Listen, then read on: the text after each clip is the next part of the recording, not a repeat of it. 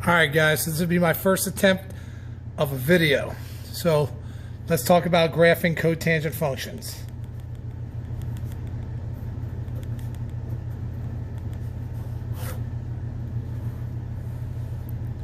So if we go back to what we know about tangent functions, so unit circle, we know tangent is undefined at pi over 2 and 3 pi over 2. That's why there are asymptotes there.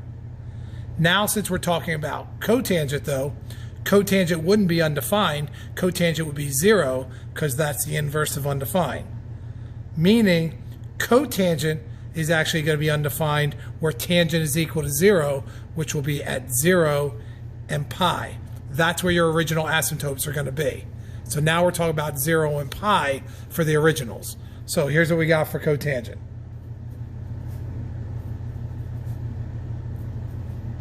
All right, so original asymptotes are going to be located at 0 and pi.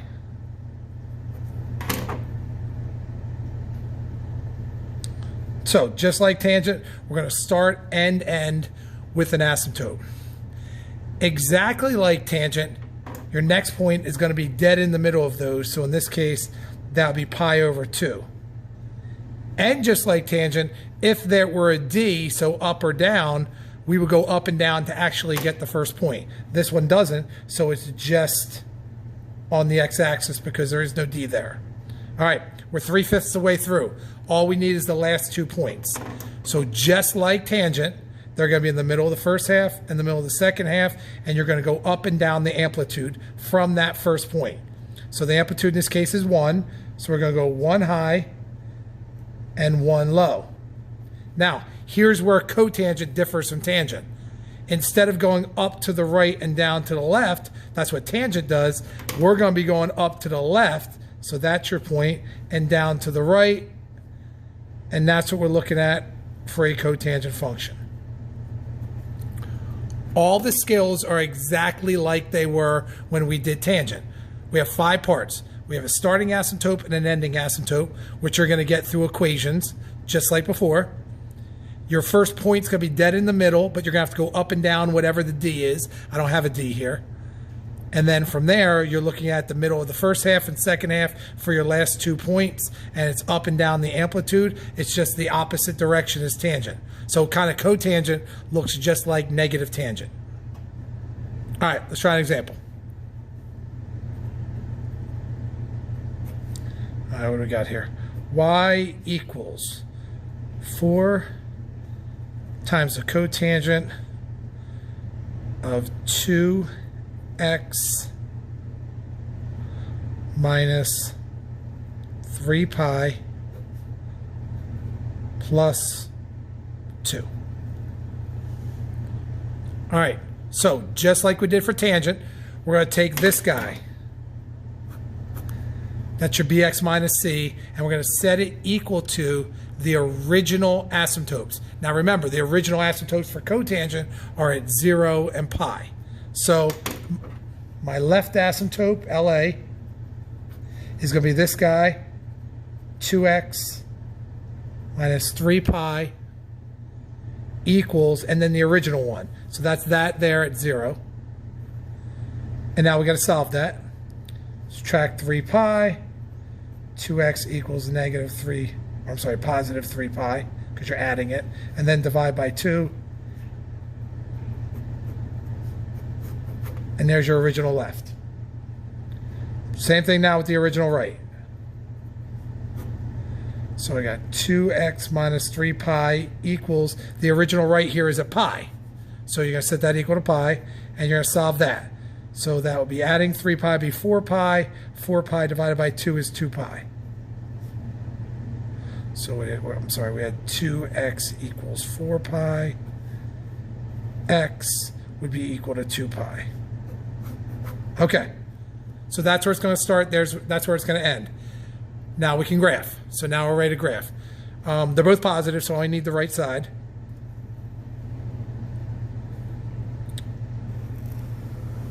And I got to put my slashes in a way that I hit that and that. I can do that by doing pi over 2. So there's, don't do them too close. 1 pi over 2, 2 pi over 2, 3 pi over 2, 4 pi's over 2 is 2 pi. So there's your 2 pi. Here's your 3 pi over 2. That's where your asymptotes are. Asymptote. Asymptote. All right, we're 2/5 the way done. All we need now is my 3 points. Your next point is going to be dead in the middle of those. But because you have a D here, that's up 2, which will be actually where your first point is. So that is exactly the same as tangent. Now, you're going to need to know where the middle of 3 pi over 2 and 2 pi is. That's 1.5, and that's 2. The middle of that is 1 3/4. So that's 7 pi over 4. If you don't know that, you're going to have to get a common denominator and then go from there. So you will have to figure that out. So this is going to be at 7 pi over 4. 7 over 4, 1 3/4. This is 1 1/2. That's 2. That's the middle. And according to this, I got to go up 2. So now I need 2 up. And that's where my first point is. Right there. All right. Your last 2 points are going to be above and below that, whatever the amplitude is. So the amplitude in this problem is 4. So I'm going to have to go up 4. So that's going to give me 1, 2, 3, 4. So you're up here at 6. And the other one is down 4, which will put you down here at -2. Make sure you get them in the right places. They are in the middle of the first half and the second half. Now, this is cotangent, and it's positive. So just like up here, it's going to go up to the left, down to the right. So I'm going to go up to the left here, so up 4 here. So I'm at 6. Here, down 4, I'm at -2. And there we go. That is our final graph. Make sure everything is labeled. I should see where it starts, where it ends, and where the middle is. I should know where this is not a max, but where that point is, where that point is, and where that point is. If you don't label it, you're not going to get credit for it, even with your homework. Okay, I got one more. All right, last one. Example 2. Y equals -2 times the cotangent of 3 halves x. Sorry, it's going to be 3 halves x plus pi over 4. And then we'll go with, say, plus 3. So that's 3 halves x plus pi over 4 plus 3. Okay, so just like before, let's find our asymptotes. So my left asymptote is going to be the bx plus or minus c. So I have 3 halves x plus pi over 4 equals 0, because 0 is where the original one was. We said that already. So when we look at the original one, the original left is right here at 0. The original right is right here at pi. So that'll be your equations, just like we did with tangent, but now cotangent is undefined at different places. All right, so that's going to be the original one. Now, this is like before. When we did tangent, we don't like fractions in problems. So you can get rid of the fraction if you multiply all the terms by whatever the common denominator would be. So in this problem, the common denominator would be 4. So if I multiply that term by 4, that term by 4, and that term by 4, that will give us an equation that should be pretty easy to solve. So 4 times 3 is 12 divided by 2. This is 6x. Plus, these 4's cancel, leaving me just pi, and 0 times anything is just 0. And that's super easy. We just subtract pi over and divide by 6, and that will be your original left. That'd be negative pi over 6. So that's your original left. All right, original right asymptote. Same thing, I'm just gonna, well, I can't jump in here. I'm sorry, I have to actually do it from here from scratch. So it's 3 halves x plus pi over 4 equals the original right. Now we're looking at pi. So we're going to set that equal to pi. And what you do is the same thing as over here. You're going to multiply by 4, and that will give you the equation that hopefully you don't have trouble solving. So same deal here. 12, that goes out to be 12 divided by 2. 6x plus the 4's cancel, so just pi, equals 4 pi. Subtract 1 over, that's going to give you 3 pi's. So I'm going to do this in more than one step. 6x equals 3 pi, and now you're dividing by 6. Now, you could simplify this to pi over 2, but then you're going to have one's going to be a pi over 6, the other one's going to be a pi over 2. You know, that's going to make your slashes a little harder to come up with. So I would keep this as it is. Keep that as 3 pi over 6. So now all the slashes you create can be pi over 6's, and it'll be easier to make something that's drawn to scale. All right, let's think about graphing. So one of the asymptotes is negative, the other one's positive, so you're going to need a little bit of each side. So I'll go over a little bit and then over a little bit here. So I'll go over about this much and call that negative pi over 6. So that's what I've now established, and then I need to go over to 3 pi over 6, so same amount, 1, 2, that'll be 3 pi's over 6. Now, I do still want you to write pi over 2 here, so no matter what, you have to call that pi over 2, because that's the simplified version. That's what you're going to get full credit for, so please make sure you do that. All right, those are my asymptotes. So asymptote there, that's my left one, asymptote there, there's my right one. The middle is going to be dead in the middle of these two. Now these are 1, 2, 3, 4 places apart, which is pretty easy to find the middle, because the middle will be either a 2 back or 2 up, which is going to be right there. So that, since it's already a slash you made, that's just pi over 6. So no real new skill here. This is exactly like when we did tangent. Now, just like tangent, that point will be wherever there was an up or down. So right here, that's up 3, so that's your first point.